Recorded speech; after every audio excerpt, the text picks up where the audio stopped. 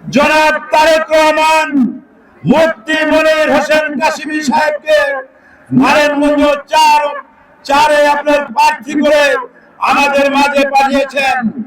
আমরা সেজন্য প্রথম থেকেই তার সাথে আজকে পর্যন্ত কাজ করে যাচ্ছি এবং নির্বাচনের দিন পর্যন্ত যে পর্যন্ত আপনার ভোট কেন্দ্র থেকে ভোটের ডিক্লার না আসবে সেই পর্যন্ত আমরা ভোট কেন্দ্র ঘেরাও করে রেখে কেন্দ্র থেকে ডিক্লার নিয়ে তারপরে আমরা উপজেলায় অবস্থান করব।